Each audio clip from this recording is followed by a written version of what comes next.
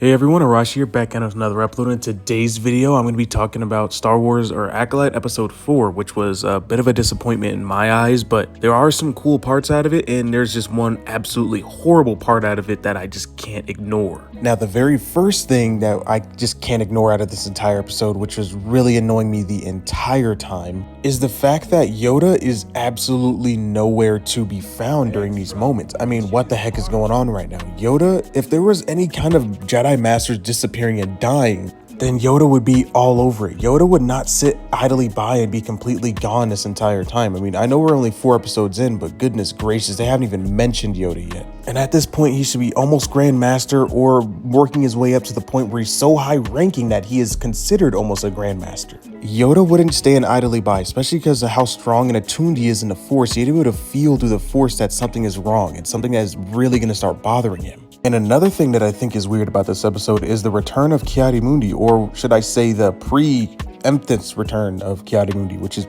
very odd to see. I mean, it's just weird to see. And also, it cheapens his return. I mean, when in Phantom Menace, he was so confused by the return of Darth Maul and the Sith. I mean, it was evident Ki-Adi-Mundi was very confused by it, and this show takes place 100 years before Phantom Menace. So now there's a plot hole of why he was so confused in Phantom Menace about the return of Maul and Palpatine. I mean, that's just super duper weird. So him actually making a return or, showing up early in this episode now is just very confusing for Star Wars fans all over the place. And it now creates a plot hole in terms of the lore that's going on.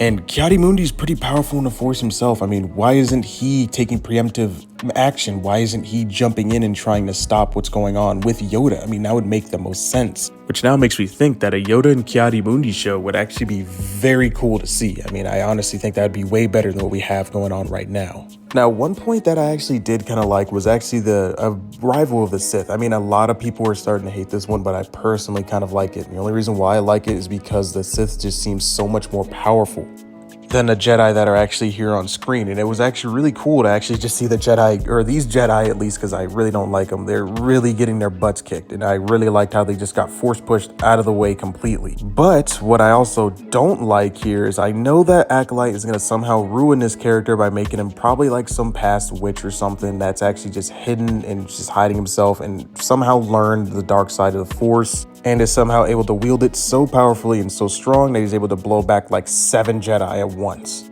But I already know that how the Acolyte's going, they're going to somehow ruin this character and make him completely stupid about how he got his power and why he is so strong, or if it's a he, or if even is a she or whatever. Who the heck cares at this point? I just know they're going to ruin it somehow, some way. But one way they could actually make it so that actually Osha and May and Sol, that they're actually not powerful enough to take out this Jedi or Sith, and that they're actually have to send Yoda and Ki-Adi-Mundi after him. But as we all know, that more than likely will not happen.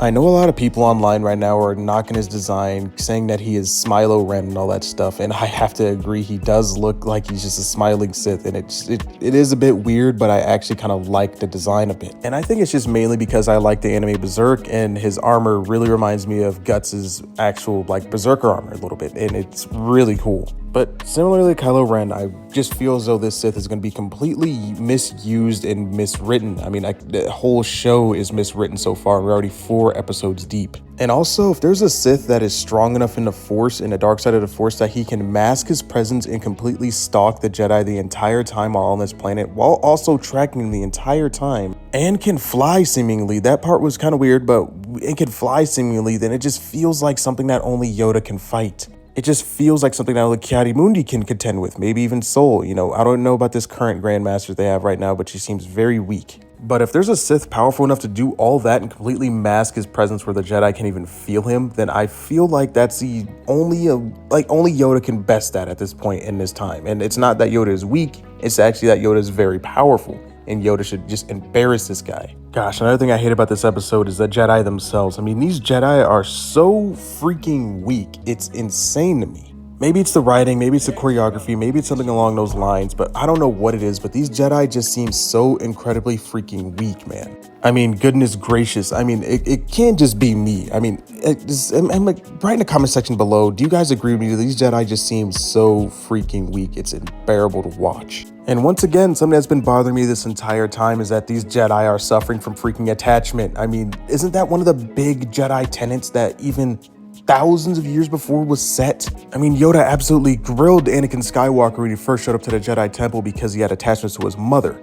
But here we have Daphne Keene and freaking Soul with some of the biggest attachments I've ever seen, and they only know people for like a few seconds, which is just, as a writing standpoint, that hurts. You know these people for freaking 5 minutes, and now they're all in some form of like love triangle. Like, goodness gracious, Daphne Keene is, I don't know, she's a Jedi Padawan at this point, so I don't know her age, but it's just weird that she has this love for Osha, and it's obvious, it's so obvious they want these two characters to get together. And no, it's not the fact that it's a lesbian love triangle or whatever the heck's going on right now. It's not the fact that they're both lesbians and they like each other. It's the fact that Jedi are not supposed to have attachments, and this is the Jedi at the height of the High Republic. They didn't necessarily change that until Luke Skywalker came around a freaking millennia later. And I get it, it's probably just another way Disney's trying to erase Anakin Skywalker and make his life even less significant, but the pure fact that he was able to hide his relationship with Padme was a really cool plot point. And the fact that Captain Rex knew about it and that even Obi-Wan knew about it, but Obi-Wan kept it under wraps. And although Anakin didn't know that Obi-Wan knew, Obi-Wan already could sense it from a mile away, which is just crazy to think of, but that's another way they're going to try to destroy Anakin Skywalker's character and his significance. Overall, Star Wars Acolyte Episode 4 was not necessarily as bad as Episode 3. If I could actually give Episode 3 a negative review, like if I can give negative 100 out of 10, I would have given it that episode. For so far this episode, I would at least give it a 3 out of 10. They just continue to mess with already established Star Wars lore, and the set and writing is just absolutely, like, the set design is cool itself, but the writing is terrible, and the way the choreography is and everything like that is just so bad. It's just, I just can't stand this show so far. But anyway, that's all I got for this video. Let me know your guys' thoughts and opinions in the comment section down below. May the Force be with you, and as always, have a great rest of your day.